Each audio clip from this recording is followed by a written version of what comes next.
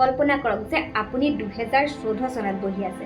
মানুহে ফেচবুকত status post কৰিছে, বিশেষকৈ আপ কি বাৰ মোদী চৰকাৰ আৰু হোৱাটছআপ ইউনিভাৰ্চিটিয়ে ইয়াৰ নিৰপেক্ষ শিখৰত আছে। কিন্তু বাস্তৱত 2014 চনটো কেৱল এটা নিৰ্বাচনৰ কথা নাছিল, ই সম্পূৰ্ণ প্ৰজন্মৰ পৰিৱৰ্তনক প্ৰতিনিধিত্ব কৰিছিল। কেৱল মানুহে এটা ৰাজনৈতিক দলক আন এটা দলতকৈ বাছি লোৱাৰ ক্ষেত্ৰত আছিল, তেওঁলোকে নতুন মানসিকতা বাছি লৈছিল। বিশেষকৈ সেই যুগত যুৱ ভাৰত গঠন কৰাসকলৰ বাবে এই কথা সত্য আছিল। 1981 চনৰ পৰা 1994 চনৰ ভিতৰত জন্মগ্ৰহণ কৰা সহস্ৰাধিক লোকসকলৰ বাবে। এই লোকসকলে কি বিচাৰিছিল? পোনপটীয়া উত্তৰ, চাকৰি, উন্নয়ন আৰু পৰিৱৰ্তন। আৰু তেওঁলোকৰ ধৈৰ্য মাত্ৰা আজিৰ ইণ্টাৰনেটৰ বাফাৰিঙৰ গতিৰ সমানেই আছিল। 2014 চনত এই জনগাঁথনিৰ সংখ্যা আছিল প্ৰায় 30ৰ পৰা 35% ভোটাৰ। এতিয়া কল্পনা কৰকচোন, জনসংখ্যাৰ ইমান বৃহৎ অংশ যেতিয়া এটা দিশত গতি কৰে, তেতিয়া কি হয়? সমগ্ৰ খেলখনেই সলনি হৈ যায়। আৰু ঠিক তেনেকুৱাই হ'ল। তাৰ পিছত আহিল 2019 চন। মানুহে হয়তো ভাবিছিল এই যোৱা 5 বছৰত যি হ'ল আৰু 5 বছৰ চাওঁ। কিন্তু কি হ'ল? সেই একেখিনি মিলেনিয়ামে সেই মূল আদেশক আকৌ এবাৰ শক্তিশালী কৰি তুলিলে, ইয়াক আৰু অধিক শক্তিশালী কৰি তুলিলে। এতিয়া আপুনি হয়তো ভাবিছে, তেন্তে কাহিনীটোৰ শেষ এইটোৱে নেকি? কোনো পধ্যে নহয়। প্ৰকৃত টুইষ্টটো এতিয়াই আৰম্ভ হয়, কাৰণ একেবাৰে নতুন প্ৰজন্মই এইবাৰ প্ৰৱেশ কৰিছে, জেন জি। এইসকল হৈছে 1997 চনৰ পিছত জন্মগ্ৰহণ কৰা ব্যক্তি। তেওঁলোকৰ বাবে ই কেৱল স্বাভাৱিক জীৱন। অৰ্থাৎ আমি যেতিয়া মনত পেলাওঁ, কওঁ আগতে কথাবোৰ এইটো আছিল। তেওঁলোকে কেৱল সুধিব, কেতিয়া? আমি কেতিয়াও সেইবোৰ কোনোৱে দেখাই নাছিলোঁ। তেওঁলোকৰ বাবে ইউপিএ বনাম এনডিএৰ প্ৰতিদ্বন্দ্বিতা আৱেগিক কাহিনীও নহয়, প্ৰাসংগিক ঐতিহাসিক তুলনাও নহয়। তেওঁলোকৰ প্ৰশ্নটো প্ৰত্যক্ষ আৰু সহজ, এইটোৰ পৰা মই কি পাইছোঁ? আৰু সেইটো এটা বিপদজনক প্ৰশ্ন, কাৰণ ই আখ্যানত ডুব যোৱাতকৈ পোনে পোনে অভিনয়ৰ বিষয়টোলৈ মচি পেলায়। এতিয়া ইয়াত আন এটা আমোদজনক তথ্য আছে। জেন জি কোনো গুৰুত্বহীন সৰু জনগাঁথনিগত নহয়। বিশ্বজুৰি ইহঁতৰ সংখ্যা প্ৰায় 2.4ৰ পৰা 2.5 বিলিয়ন লোক, যি বিশ্বৰ জনসংখ্যাৰ প্ৰায় 30%। আৰু যদি আপুনি মিলেনিয়ামসকলকো কাৰক হিচাপে লয়, তেন্তে প্ৰায় 44% মানৱতা যুৱক যুৱতীৰে গঠিত। অৰ্থাৎ পৃথিৱীখন যদি এটা হোৱাটছআপ গ্ৰুপ হ'লহেঁতেন, তেন্তে ইয়াৰ আধাতকৈ অধিক সদস্যৰ বয়স 30 বছৰ তলৰ হ'লহেঁতেন। আৰু এই লোকসকল কিহৰ বাবে পৃথক? তেওঁলোকে প্ৰকৃততে ডিজিটেল এক্টিভ হোৱাৰ প্ৰথম প্ৰজন্মক প্ৰতিনিধিত্ব কৰে। সৰুৰে পৰা তেওঁলোকৰ হাতত স্মাৰ্টফোন আছে। ইউটিউব তেওঁলোকৰ শিক্ষক, গুগল তেওঁলোকৰ গুৰু। আৰু আটাইতকৈ ডাঙৰ কথাটো হ'ল তেওঁলোকৰ এটা বিশ্বব্যাপী মানসিকতা আছে। অৰ্থাৎ তেওঁলোকে ভাৰতত বহি সকলো কথা আমেৰিকা, ইউৰোপ আৰু জাপানৰ সৈতে তুলনা কৰিব পাৰে। গতিকে তেওঁলোকৰ চিন্তা কি? 51% লোকে আৰ্থিক চাপৰ সন্মুখীন হয়, 44% লোকে নিজৰ শিক্ষাৰ বাবে চিন্তা কৰে, আৰু 30% চাকৰিৰ নিৰাপত্তাৰ বাবে উদ্বিগ্ন। মুঠতে ক'বলৈ গ'লে মানসিক চাপৰ মাত্ৰা মাজেৰে হয়। তথাপিও একে সময়তে ইয়াৰে 70% লোকে বিশ্বত ইতিবাচক প্ৰভাৱ পেলোৱাৰ আকাংক্ষা কৰে। 60% কোম্পানীসমূহে নিজৰ সামাজিক দায়িত্ব কান্ধত ল'ব বুলি আশা কৰে। ইয়াৰ অৰ্থ হ'ল তেওঁলোকে কেৱল ধন ঘটাৰ প্ৰতি আগ্ৰহী নহয়, তেওঁলোকেও এক অৰ্থপূৰ্ণ জীৱন বিচাৰে। আৰু হয়, তেওঁলোকে বহুত কম বয়সৰ পৰাই উপাৰ্জন আৰু বিনিয়োগ আৰম্ভ কৰাৰ প্ৰৱণতা থাকে। আচলতে ইয়াৰে 30% লোকে যথেষ্ট সৰুতে বিনিয়োগ কৰিবলৈ আৰম্ভ কৰে। সহজ ভাষাত ক'বলৈ গ'লে এই প্ৰজন্মই স্মাৰ্ট, সংযুক্ত আৰু অভিলাষী। তথাপিও গভীৰভাৱে তেওঁলোকে ভৱিষ্যতক লৈ কিছু বিভ্ৰান্তি হৈ আছে। আৰু আচল কাহিনীটো ঠিক এইখিনিৰ পৰাই আৰম্ভ হয়। কাৰণ পৰৱৰ্তী নিৰ্বাচন ভিত্তিত নহয়, আশাৰ ভিত্তিতহে যুঁজ দিয়া হ'ব। আৰু এই পৰিৱৰ্তনে সমগ্ৰ ৰাজনৈতিক পৰিৱেশটোক সম্পূৰ্ণৰূপে ৰূপান্তৰিত কৰাৰ সম্ভাৱনা আছে। এতিয়া ভাৰতৰ ফালে আমাৰ দৃষ্টি আকৰ্ষণ কৰা যাওক। ভাৰতত জেন জি জনসংখ্যা প্ৰায় 37 কোটিৰ পৰা 40 কোটি।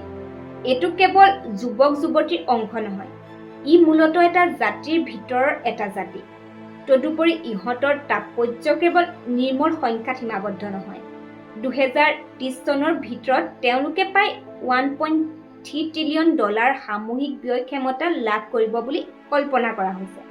অৰ্থাৎ তেওঁলোকে কেৱল ভোটদান কৰাই নহয়, তেওঁলোকেই হ'ব অৰ্থনীতিৰ ভৱিষ্যত নিৰ্ধাৰণ কৰা। ইয়াতে আন এক মনোমোহা তথ্য উল্লেখ কৰা হ'ল। ভাৰতৰ মধ্যম বয়স মাত্ৰ 29 বছৰ। ইয়াৰ অৰ্থ হ'ল দেশখন আনুষ্ঠানিকভাৱে যুৱ আৰু ইয়াৰ ৰাজনীতিয়ে এতিয়া যুৱ মানসিকতাক আঁকোৱালি ল'ব লাগিব, নহ'লে স্কিপ কৰি দিব ইউটিউবৰ বিজ্ঞাপনৰ দৰে। এতিয়া কৰ্মশক্তি কথা কওঁ। জেন জিয়ে ইয়াৰ প্ৰায় 25% গঠন কৰে। অৰ্থাৎ এই ব্যক্তিসকলে কেৱল দূৰৈ ভৱিষ্যতৰ সম্ভাৱনাই নহয়, ইহঁত ইতিমধ্যে ছিষ্টেমৰ ভিতৰত এম্বেড কৰা হৈছে আৰু ইহঁতে দাবী কৰিছে বছ ছিষ্টেম আপডেট কৰক। তদুপৰি তেওঁলোকৰ মনোভাৱ স্পষ্টভাৱে পৃথক। আগতে কি হৈছিল? মানুহে পঢ়িছিল, ডিগ্ৰী লাভ কৰিছিল, তাৰ পিছত চাকৰি বিচাৰিছিল। কিন্তু জেন জিয়ে এতিয়া কি কৰি আছে? ইয়াৰে 26% লোকে পঢ়াৰ সমান্তৰালভাৱে কাম কৰি আছে। তেওঁলোকৰ বাবে ইণ্টাৰ্ণশ্বিপ এতিয়া কেৱল বাধ্যবাধকতাই নহয়, ই এক গুৰুত্বপূৰ্ণ জীয়াই থকাৰ দক্ষতালৈ বিকশিত হৈছে। আৰু ইয়াত আটাইতকৈ আকৰ্ষণীয় কথাটো হ'ল জেন জিৰ 77% গ্ল'বেল কণ্টেণ্ট ব্যৱহাৰ কৰে। তদুপৰি 74% লোকে নিজৰ চৌপাশৰ জগতখনক বুজিবলৈ ইউটিউবৰ ওপৰত নিৰ্ভৰ কৰে। ইয়াৰ অৰ্থ হ'ল তেওঁলোকে কেৱল পৰম্পৰাগত নিউজ চেনেল চোৱাই নাই, তেওঁলোকে তুলনামূলক বিশ্লেষণত লিপ্ত হয়, ভাৰতক বিশ্বৰ বিপৰীতে থিয় কৰাই দিয়ে। ফলস্বৰূপে যদি তেওঁলোকে আন ঠাইত কিবা এটা ভাল কাম হোৱা পৰ্যবেক্ষণ কৰে, তেন্তে তেওঁলোকে লগে লগে সুধিব ইয়াত কিয় কৰা হোৱা নাই। ঠিক এইখিনিৰে পৰা ঘৰখন আৰম্ভ হয়, কিয়নো বৰ্তমানৰ ব্যৱস্থাটোৱে পুৰণি স্কুলৰ পদ্ধতি অনুসৰণ কৰি কাম কৰি আছে। আনহাতে জেন জি সম্পূৰ্ণ নতুন আশাৰ গোট লৈ আহিছে। ব্ৰেণ্ডিং জগতখনৰ পৰা এই উদাহৰণটো বিবেচনা কৰক। অৰ্থাৎ ইংগিত দিছে যে বৰ্তমান মাত্ৰ 15% ব্ৰেণ্ডেহে জেন জিক লক্ষ্য কৰি ল'ব পাৰে। ইয়াৰ পৰা অনুমান কৰিব পাৰি যে আনকি কোম্পানীসমূহে তেওঁলোকক কেনেকৈ জয় কৰিব পাৰে সেই বিষয়ে বিমূৰত পৰিছে। চাকৰি বজাৰৰ পৰিস্থিতি সমানেই নাটকীয়। তীব্ৰতাত পাই চিনেমাৰ দৰে। ইয়াত অধিক ক্ষয়ক্ষতি হৈছে। কৰ্মচাৰীসকল দ্ৰুতগতিত চাকৰি এৰিছে। কৰ্ম আনুগত্য, যাৰ বৈশিষ্ট্য হৈছে কোনো নিৰ্দিষ্ট কোম্পানীত আৱেগিকভাৱে মোহৰ অভাৱ আৰু উচ্চ আশা। কেৱল ভাল দৰমহাই নহয়, কেৰিয়াৰ বৃদ্ধি আৰু কৰ্মজীৱনৰ সুস্থ ভাৰসাম্যৰ দাবীও। কল্পনা কৰিব পাৰি যে এইচাৰে প্ৰতিদিনে পুৱা সাৰ পাই ভাবিবলৈ আজি কোনে পদত্যাগ কৰিব। এতিয়া কল্পনা কৰকচোন, যেতিয়া এই প্ৰজন্মই ভোট দিবলৈ খোজ দিব, তেতিয়া তেওঁলোকে কি বিচাৰিব? ভাষণ, আৱেগ নে ফলাফল? উত্তৰটো পোনপটীয়া, ফলাফল। এই ব্যক্তিসকলে আখ্যানৰ ওপৰত নহয়, স্পষ্ট ফলাফলৰ ওপৰতহে বিশ্বাস ৰাখে। এতিয়া আটাইতকৈ ডাঙৰ টুইষ্ট হ'ল 2014 চনত ছ'চিয়েল মিডিয়াৰ এটা সুবিধা আছিল, কিন্তু 2029 চনৰ ভিতৰত ই যুদ্ধক্ষেত্ৰলৈ পৰিণত হৈছে। অৰ্থাৎ আগতে আখ্যানটো ওপৰৰ পৰা তললৈ বৈ আহিছিল, এতিয়া সকলোৱে নিজৰ নিজৰ আখ্যান তৈয়াৰ কৰিছে। টুইটাৰ, ইউটিউব, ইনষ্টাগ্ৰাম আৰু ফেচবুক, য'তে চাওঁ মতামতৰ পাহাৰ। আৰু এই আটাইতকৈ বিপদজনক দিশটো হ'ল কোনো এটা আখ্যান কাৰো নিয়ন্ত্ৰণত নাথাকে। অৰ্থাৎ ৰাজনীতি এতিয়া একমুখী সম্প্ৰচাৰ নহয়, ই এটা কথোপকথনলৈ ৰূপান্তৰিত হৈছে। আৰু এই কথা বতৰাৰ ভিতৰত জেন জি আটাইতকৈ উচ্চ কণ্ঠক প্ৰতিনিধিত্ব কৰে। এতিয়া আটাইতকৈ জটিল প্ৰশ্নটোৰ উত্তৰ দিওঁ, জেন জিয়ে কি বিচাৰে? পোনপটীয়া উত্তৰটো হ'ল চাকৰি। কোনো ফেঞ্চি ভাষণ বা কোনো আৱেগিক ডায়লগ শুনি নাথাকে। তেওঁলোকে পোনে পোনে ক'বলৈ আৰম্ভ কৰিছে, হেৰা চাকৰিবোৰ ক'ত? এইখিনিতে কাহিনীটোৱে গুৰুতৰ ৰূপ লয়, কাৰণ তথ্যই একেবাৰে বেলেগ কাহিনী কয়। যোৱা কেইবছৰমান কি হৈছে? বৃদ্ধি পাইছে যুৱ নিবনুৱা সমস্যা, স্নাতক ডিগ্ৰীধাৰীৰ সংখ্যা বৃদ্ধি পাইছে, কিন্তু সুস্থিৰ দৰমহা পোৱা চাকৰিৰ যোগান একে গতিৰে বৃদ্ধি হোৱা নাই। সহজ ভাষাত ক'বলৈ গ'লে অধিক ডিগ্ৰী কম চাকৰি। এতিয়া এই দৃশ্যপটটো কল্পনা কৰক। আপুনি ডিগ্ৰী লাভ কৰিবলৈ 3-4 বছৰ অধ্যয়ন কৰে, তাৰ পাছত লিংকডিন খুলি গম পায় যে 2 বছৰৰ অভিজ্ঞতাৰ প্ৰয়োজন। আপুনি ভাবিব, মই সেই অভিজ্ঞতা পৃথিৱীত ক'ত পাম? ঠিক এইটোৱেই হৈছে জেন জিৰ হতাশা। এতিয়া চৰকাৰী চাকৰি দিশলৈ আহোঁ। আগতে কথাবোৰ কেনেকুৱা আছিল? মানুহে ক'ব চৰকাৰী চাকৰি এটা কৰিলে আপোনাৰ জীৱনটো ছেট হৈ গ'ল। কিন্তু আজিৰ বাস্তৱতা কি? খালী পদ আছে যদিও নিযুক্তি প্ৰক্ৰিয়াটো লেহেমীয়া। বৃহৎ পৰিসৰৰ নিযুক্তিৰ চক্ৰ কম হৈ আহিছে। অৰ্থাৎ চাকৰি আবেদন পত্ৰ সঁচাকৈ মুকলি কৰা হয় যদিও পৰীক্ষা, ফলাফল আৰু চূড়ান্ত যোগদানৰ তাৰিখৰ মাজত পাৰ হৈ যোৱা সময় ইমানেই দীঘলীয়া হয় যে এজন আবেদনকাৰীয়ে প্ৰায় ক'ৰবাত নিজৰ প্ৰেৰণা সম্পূৰ্ণৰূপে হেৰুৱাই পেলায়। গতিকে প্ৰশ্নটো উত্থাপন হয়, যদি উচিত চাকৰি উপলব্ধ নহয় তেন্তে ইয়াৰ পৰিৱৰ্তে মানুহে কি কৰি আছে? ইয়াৰ উত্তৰ গিগ কাম, ফ্ৰিলান্সিং আৰু আনুষ্ঠানিক নিয়োগত নিহিত হৈ আছে। ছুইগি আৰু জমাটোৰ দৰে প্লেটফৰ্মৰ লগতে বিভিন্ন ফ্ৰিলান্সিং আৰু চুক্তিভিত্তিক নিযুক্তিৰ সৈতে জড়িত চাকৰি। অৰ্থাৎ কাম হৈছে কিন্তু চাকৰিৰ নিৰাপত্তা কম। আয়ৰ কথা ভৱিষ্যৎবাণীযোগ্য নহয়, বৃদ্ধি স্পষ্ট নহয়। বিচাৰকৰ কেৰিয়াৰৰ পথ নেটফ্লিক্সৰ শীৰ্ষৰ দৰে হৈ পৰিছে। প্ৰতিটো ছিজনে সুযোগৰ ওপৰত এক নতুন টুইষ্ট আনে। আগতে মানুহে ভাবিছিল যে তাত কাম নাপালে ভাৰত এৰি যাব, কিন্তু এতিয়া USA 1B ভিছাৰ দৰে লগে লগে অনিশ্চিত ভিছাৰ নিয়ম কঠোৰ হৈ পৰিছে। বহল নিযুক্তিৰ গতিও লেহেমীয়া হৈছে, আনকি প্লেন বিও অধিক ৰিক্সি হৈ পৰিছে। তথ্যটোত দেখা গৈছে যে COVID-19ৰ পাছত গুচি যোৱা ছাত্ৰ-ছাত্ৰীসকলৰ গতি লেহেমীয়া হৈছে। ভাৰতৰ ভিতৰত এতিয়া কি হৈ আছে? তথ্য প্ৰযুক্তি খণ্ডৰ বৃদ্ধিৰ গতি লেহেমীয়া হৈছে, কেম্পাছ প্লেচমেণ্ট হ্ৰাস পাইছে, উৎপাদন বৃদ্ধি অসমান। অৰ্থাৎ আগতে যিবোৰ খণ্ডই চাকৰি শোষণ কৰিছিল সেইবোৰে একে গতিৰে কৰা নাই। আৰু আটাইতকৈ গুৰুত্বপূৰ্ণ কথাটো হ'ল MSME যিবোৰ ক্ষুদ্ৰ ব্যৱসায় যিয়ে সৰ্বাধিক চাকৰি সৃষ্টি কৰে সেইবোৰো হেঁচাত পৰিছে। কিছুমান বন্ধ হৈ গৈছে, কিছুমান সংগ্ৰাম কৰি আছে। গতিকে নিযুক্তিৰ স্বাভাৱিকতাৰ হ্ৰাস পাইছে। এতিয়া এই সকলোবোৰ যোগ কৰক, কম চাকৰি, অধিক প্ৰতিযোগিতা, কম স্থিতিশীলতা, কটকটীয়া সুযোগ আৰু তাৰ ওপৰত সমাজৰ হেঁচা। কেতিয়া থিতাপি ল'ব? অৰ্থাৎ ইতিমধ্যে সৰু পাতল পিছল হৈ পৰা জখলা এডালত জেনজিয়ে উঠিবলৈ চেষ্টা কৰিছে। এতিয়া আটাইতকৈ গুৰুত্বপূৰ্ণ তুলনাটো কি আশা কৰা হৈছিল? চাকৰি, উন্নয়ন, সুযোগ। বাস্তৱত কি? উচ্চ প্ৰতিযোগিতা, মোটামুটি সুস্থিৰ চাকৰি, সীমিত বিকল্প। ব্যৱধান স্পষ্ট হৈ পৰিছে। আৰু জেনজিৰ বাবে এইটো কোনো তাত্ত্বিক বিতৰ্ক নহয়, দৈনন্দিন অভিজ্ঞতা। অৰ্থাৎ এই মানুহবোৰে ভাষণ বিশ্লেষণ কৰা নাই, তেওঁলোকৰ দৰমহা স্লিপ আৰু প্ৰত্যাখ্যান ইমেইল চাই আছে।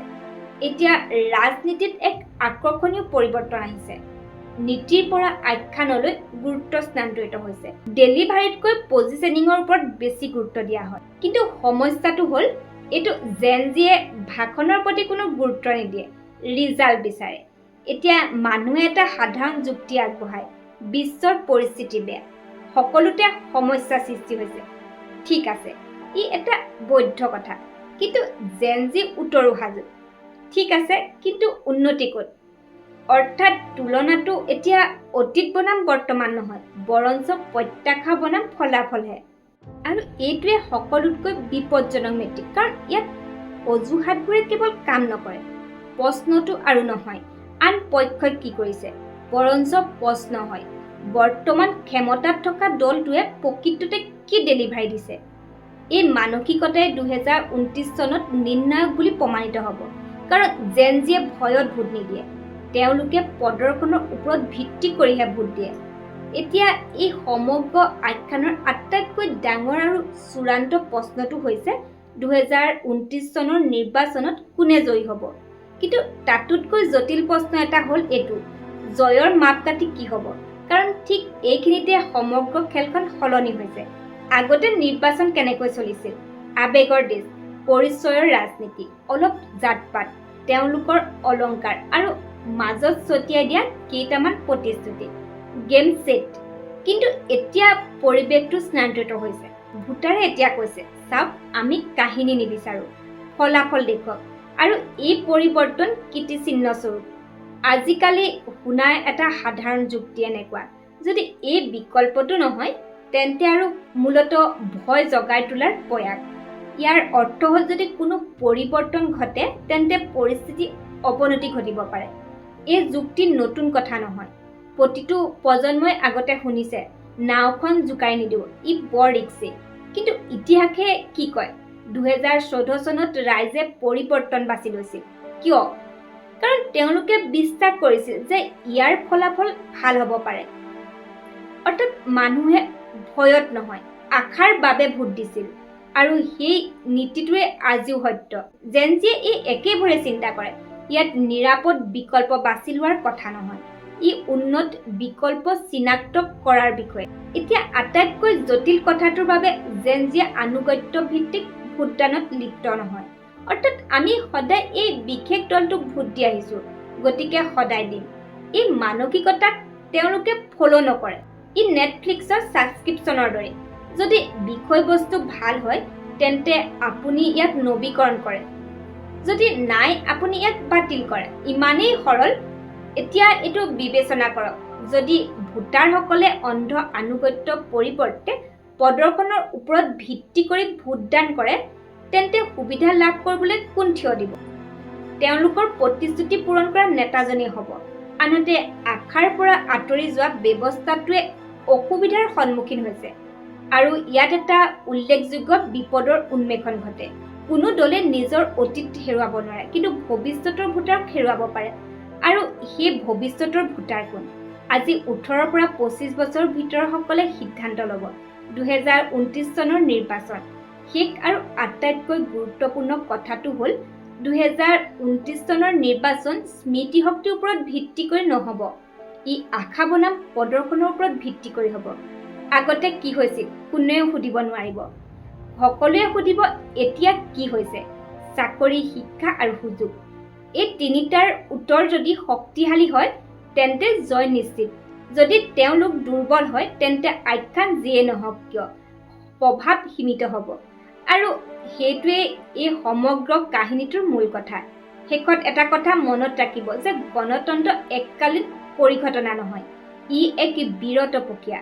আমি প্ৰায়ে ভাবোঁ যে ভোট দিয়াটোৱে আটাইতকৈ গুৰুত্বপূৰ্ণ, কিন্তু প্ৰকৃত শক্তি তাৰ পৰাই আৰম্ভ হয়। প্ৰশ্ন কৰা, তথ্য চোৱা আৰু প্ৰতিটো দাবীৰ সত্যতা নিৰূপণ কৰাত। আজিৰ পৃথিৱীত তথ্যৰ অভাৱ নাই, সমস্যাটো ভুল তথ্য। গতিকে স্মাৰ্ট ভোটাৰ হ'ল সেইজন যিয়ে কেৱল শুনাই নহয়, বুজি পায়, তুলনা কৰে, তাৰ পিছত সিদ্ধান্ত লয়। তথ্য লাভ কৰাটোৱে হৈছে জেন জিৰ আটাইতকৈ ডাঙৰ শক্তি। কিন্তু আটাইতকৈ ডাঙৰ বিপদটো হ'ল বিভ্ৰান্তিৰ অতিৰিক্ত বুজাও। গতিকে কি কৰা উচিত? এটা সহজ নিয়ম, আৱেগেৰে শুনা কিন্তু যুক্তিৰে সিদ্ধান্ত লোৱা। কোনো নেতা, দল বা আখ্যানক অন্ধভাৱে অনুসৰণ নকৰিব বা অন্ধভাৱে বিৰোধিতাও নকৰিব। কাৰণ গণতন্ত্ৰ কোনো ফেন ক্লাব নহয়, ই এক জবাবদিহিতাৰ ব্যৱস্থা। আৰু যেতিয়া জনসাধাৰণে প্ৰশ্ন কৰা বন্ধ কৰে তেতিয়া ব্যৱস্থাটো টোপনি যায়। গতিকে কৌতূহলী হৈ থাকক, অৱগত থাকক, আৰু আটাইতকৈ গুৰুত্বপূৰ্ণ কথাটো হ'ল স্বাধীন চিন্তাধাৰা বজাই ৰাখক। কাৰণ শেষত কেৱল অনুসৰণ কৰা নহয়, মানুহে চিন্তা কৰিলেহে দেশখন আগবাঢ়ি যাব। আজিলৈ আহিছোঁ। মোৰ এই ভিডিঅ'টো কেনেকুৱা পালে কমেণ্ট কৰি জনাবলৈ নাপাহৰিব আৰু মোৰ চেনেলটো ছাবস্ক্ৰাইব কৰিব। ধন্যবাদ।